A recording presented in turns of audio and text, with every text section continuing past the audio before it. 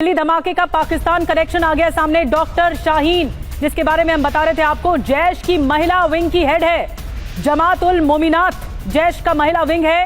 मसूद अजहर की बहन पाकिस्तान की हेड है, पाकिस्तान से संचालित करती है। और डॉक्टर शाहीन भी इसी दिल्ली धमाके में शामिल रही। ये बहुत बड़ा खुलासा है डॉक्टर शाहीन पर, जिसकी गिरफ्तारी हुई। अब जो जांच पड़ताल चल रही है, जांच एजेंसी हर एंगल से जांच पड़ताल कर रही है, लेकिन खुलकर पाकिस्तान का कनेक्शन सामने आ गया है। दिल्ली धमाके से जुड़ी बहुत बड़ी खबर है। पाकिस्तान का कनेक्शन खुलकर सामने आया है। डॉक्टर शाहीन, जिसकी गिरफ्तारी हुई है, महिला विंग की हेड है, जैश महिला विंग की। डॉक्टर शाहीन डॉक्टर मुजम्मिल की दोस्त, जिसकी गाड़ी का डॉक्टर मुजम्मिल इस्तेमाल करता था। डॉक्टर मुजम्मिल डॉक्टर आदिल की निशानदेही पर असल में जिसके बारे में पता चला था। और डॉक्टर मुजम्मिल के घर से विस्फोटक मिले, उसके घर से असलहा मिला। डॉक्टर उमर उसका दोस्त, डॉक्टर उमर इस ब्लास्ट को अंजाम देते हुए मारा गया या उसने खुद को उड़ा लिया। और डॉक्टर शाहीन जैश महिला विंग की हेड है। डॉक्टर शाहीन फरीदाबाद से गिरफ्तार हुई है। जमातुल मोमिनात ये जैश का महिला विंग है और मसूद अजहर की बहन पाकिस्तान में इसकी हेड है। और ये जो डॉक्टर शाहीन है, ये इंडिया के अंदर जैश की महिला ब्रिगेड की कमांडर बनाई गई है, जिसका नाम अभी हमने आपको बताया जमातुल मोमिनात। ये नाम रखा गया है इस फ्रंट का, और इस फ्रंट की यहां की कमांडर है डॉक्टर शाहीन। डॉक्टर शाहीन भी इस फरीदाबाद मॉड्यूल से पूरी तरह से जुड़ी हुई है। सादिया अजहर, जो कि मसूद अजहर की बहन है, वो जमातुल मोमिनात की हेड है और पाकिस्तान में मौजूद है। सादिया का पति कंधार हाईजैक का मास्टरमाइंड था। फरीदाबाद की डॉक्टर शाहीन भारत में लगातार इन षड्यंत्रों में एक्टिव रही है और डॉक्टर शाहीन के पास भारत में लोगों को रिक्रूट करने, उनकी ब्रेन वॉश करने की जिम्मेदारी थी। तो डॉक्टर शाहीन के बारे में हमने आपको बताया। और दिल्ली धमाके में जिस कार का इस्तेमाल हुआ, उस कार के दूसरे मालिक सलमान के मकान मालिक दिनेश के भाई महेश ने बताया है कि पुलिस दिनेश और सलमान के भाई बीती रात ही ले गई और सलमान दिनेश के घर के पते पर ही i20 कार का रजिस्ट्रेशन कराया गया था। दिनेश के घर में सलमान साल 2016 से 2020 तक बतौर किराएदार रहा था। और पुलिस सलमान और उसके भाई जावेद और मकान मालिक दिनेश को हिरासत में ले गई है। अब देखिए कड़ियां कैसे जोड़ी जा रही हैं। कार जिसके नाम पर थी, बार बार बेची, खरीदी गई, सबको हिरासत में लिया गया है। मैं दिनेश का भाई हूँ, मेरा नाम महेश है। आप बताइए क्या कुछ हुआ इस पूरी घटना के बारे में? वो इस घटना के बारे में एक जानकारी है कि हमें जानकारी मिली थी कि जो दिल्ली में बम ब्लास्ट हुआ है, वो गाड़ी यहाँ पर रजिस्ट्रेशन नंबर हुआ था। अब हमें पता नहीं था, लेकिन हमें न्यूज़ के द्वारा ही पता लगा गाड़ी रजिस्ट्रेशन यहाँ की थी। फिर क्या हुआ आगे? बस आ गई पुलिस, आई, फिर उसको उठा के ले गई। रात को उसका भाई रहता था पीछे गली में, पहले उसके पास गए, फिर उसको लेकर सलमान के पास गए। हमें नहीं पता था वो कहाँ रहता कहाँ नहीं रहता। तो भाई कौन था, क्या था? भाई छोटा वाला भाई था दिनेश, और उसका भाई जो सलमान का भाई था वो यहीं पे रहता था पीछे गली में। क्या नाम था? जावेद। तो कैसे जानकारी मिली कि सलमान कहाँ रहता है? हमें उसके भाई के थ्रू की जानकारी मिली है। उसका भाई यहीं रहता था पीछे गली में, उसके थ्रू ही जानकारी मिली है। कौन आया, क्या कुछ जानकारी मिली? सलमान को कैसे जानते हैं आप? सलमान कैसे? सलमान तो पहले 2016 के 2020 तक यहाँ रेंट पर रहता था। 4-5 साल से हम जानते थे उसको। और नहीं हमें पता था गाड़ी उसने रजिस्ट्रेशन यहाँ के नाम से करा रखी है, इसकी कोई जानकारी नहीं थी हमें। क्या रेंट एग्रीमेंट करवाया हुआ? ये तो भाई को ही पता होगी, भाई को ही पता है, वो करवाता सारे काम, क्योंकि किराएदार सारे वहीं रहते हैं। पढ़ा लिखा है सारा, करवा रखा होगा ज़्यादातर उसने। तो कोई बातचीत सलमान को लेकर क्या जानते हो आप उसके बारे में? नहीं, हम तो जानते नहीं थे सलमान को, ना कोई हमारा आना जाना था।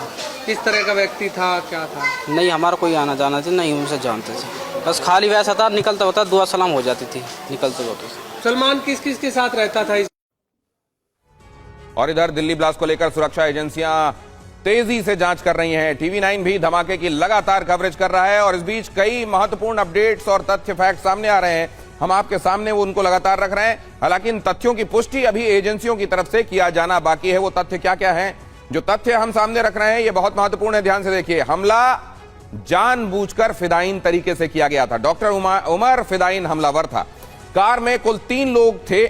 उमर के साथ 2 लोग और मौजूद थे। हालांकि एक दूसरी थ्योरी जो आ रही है वो ये कह रही है कि उमर अकेला था। बहरहाल जो ज्यादा क्रेडिबल थ्योरी है वो कह रही है कि उमर के साथ 2 लोग और मौजूद थे। फरीदाबाद में ये साजिश रची गई, जैश की ये साजिश थी, जल्दबाजी में धमाका किया गया। शायद इनके प्लान ABCD रेडी थे कि अगर हाई वैल्यू टारगेट को ये ना हिट कर पाए तो उस सूरत में क्या करना है ये इनको बताया गया था, और उसी आदेश का इंतजार डॉक्टर उमर अपनी गाड़ी में बैठा हुआ कर रहा था। नेटवर्क के खुलासे के बाद पैनिक में आ गए थे इस मॉड्यूल से जुड़े हुए तमाम आतंकी, और इसीलिए उन्होंने जल्दबाजी में इस जगह पर रेड फोर्ट के करीब ब्लास्ट कर दिया। बिल्कुल, कई सारी थ्योरीज इस वक्त सामने आ रही हैं दिल्ली ब्लास्ट से जुड़ी हुई। हमारे साथ 2 सहयोगी इस वक्त ग्राउंड जीरो से हैं, लगातार बने हुए हैं, लगातार अपडेट कर रहे हैं। गौरव अग्रवाल भी हैं और जितेंद्र शर्मा भी है। गौरव, मैं आपके पास आ रही हूँ, जल्दी से दिखाइए इस वक्त वहां क्या हलचल है, क्योंकि कई तरह की थ्योरीज हैं, अभी पुष्टि होना इसकी बाकी है। आधिकारिक तौर पर यह बताना बाकी है कि ये जो हमला रहा वो फिदाइन रहा। अभी वहां पर क्या हो रहा है, क्या हलचल हो रही है?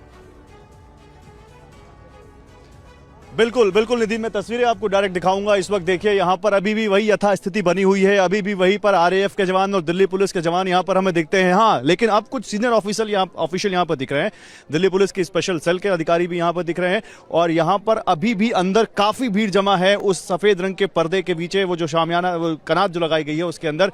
और ये जो गाड़ियां हैं जो कल से खड़ी हैं ये यथावत वहीं पर खड़ी हुई हैं जहां कल से खड़ी हुई हैं। CISF के जवान भी वहां पे हमें दिख रहे हैं जो यहाँ पर खड़े हुए हैं, और इसके अलावा लगातार कभी NSG की टीम आती है, कभी FSL की टीम आती है, कभी यहाँ पर दूसरे कुछ अधिकारी आते हैं, और हमने दिखाया था कि CEDU की टीम भी यहाँ पर आई। पूरी यहाँ पर कोशिश है कि जल्दी से जल्दी जीरो इन किया जाए इस पूरे मामले को।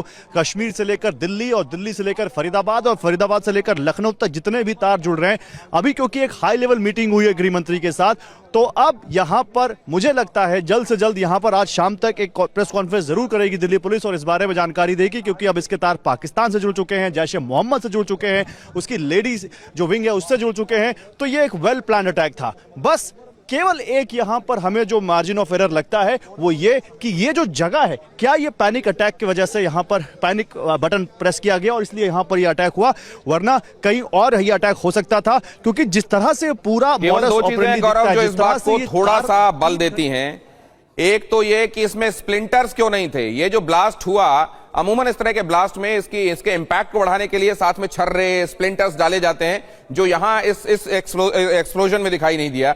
और दूसरे ये कि अगर ये मान लीजिए रेड फोर्ट को ही टारगेट करते हुए आगे बढ़ रहे थे, क्योंकि रेड फोर्ट का बहुत महत्व है, वहीं से प्रधानमंत्री स्वतंत्रता दिवस में देश को संबोधित करते हैं, तो फिर उसके पहले इन्होंने ब्लास्ट क्यों किया? ये कुछ एक चीजें हैं जो थोड़ा सा इसमें कुछ और चीजों को सोचने पर विवश करती है। लेकिन हम चलते हैं पुनीत के पास। पुनीत हमारे संवाददाता वहां मौजूद है, जहां ताबड़तोड़ छापेमारी चल रही है। कहीं और एक्सप्लोजिव छिपा कर रखे गए हैं क्या? कोई और जुड़ा हुआ है क्या? फरीदाबाद में धोत गांव पर यह इंश्योर किया जा रहा है, कहा जा रहा 1000 से ज्यादा जवान इस समय अलग अलग जगहों पर तलाशी अभियान में छापेमारी में लगे हुए हैं। ओवर टू यू पुनीत, क्या देख रहे हैं आप?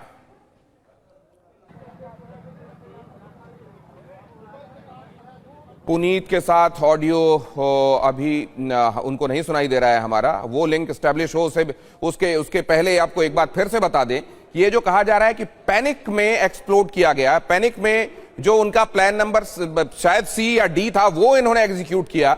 इसको समझने के लिए गौरव ये कह रहे हैं कि असल में ये एक तरीके से तो महत्वपूर्ण है। ये जगह बहुत भीड़ भाड़ वाली है। गौरी शंकर मंदिर है, जैन मंदिर है, यहाँ शीशगंज गुरुद्वारा है, लाल किला है, चांदनी चौक है, सदर है, लाजपत राय मार्केट है, ये पूरा भीड़ भाड़ वाला इलाका और बहुत महत्वपूर्ण है। एक तरीके से आप दिल्ली का कोर कह सकते हैं इसको।